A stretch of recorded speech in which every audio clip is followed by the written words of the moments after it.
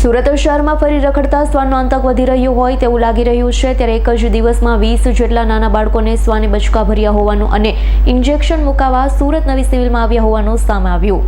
સુરતમાં રખડતા શ્વાનનો આતંક વધી રહ્યો હોય તેમ સિવિલ હોસ્પિટલમાં ડોગ બાઇટના કેસમાં વધારો જોવા મળ્યો છે। આજે 20 જેટલા નાના બાળકોને શ્વાને બચકા ભર્યા। શહેરમાં 11 વાગ્યા સુધીમાં 40 જેટલા લોકો શ્વાનના આતંકનો ભોગ બન્યા।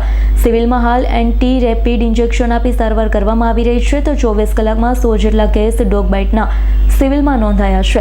તાત્કાલિક ધોરણે રખડતા શ્વાનને પકડી પાડવામાં આવે તેવી માંગણી ઉઠી છે તો રવિવારે જ સુરતના સચિન વિસ્તારમાં 5 વર્ષના બાળક ઉપર શ્વાનના ઝુંડે હુમલો કર્યો હતો।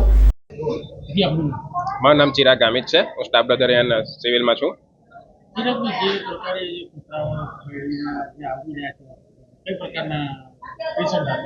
પેશન્ટમાં અત્યારે નાના છોકરાથી લઈને મોટા બધા આવી ગયા છે।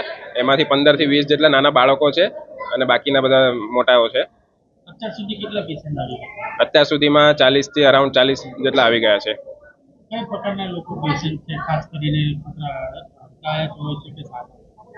એમાં કૂતરામાં કેવું છે કે એક હડકાયા પણ હોઈ શકે છે અને સાદા પણ હોઈ શકે છે। ટ્રીટમેન્ટમાં આપણે જો પહેલી વાર જો હોય છે તેમને દંડુનું એક ઇન્જેક્શન અને એક એન્ટી રેબિસનું વેક્સિનનું ઇન્જેક્શન આપવામાં આવે છે અને જો એને જો વધારે કરડ્યું હોય છે તો કેટેગરી 3 પ્રમાણે એને એક ઇમ્યુનોગ્લોબ્યુલિન જે ઊનની આજુબાજુ આપવાનું હોય છે તે આપીએ છીએ।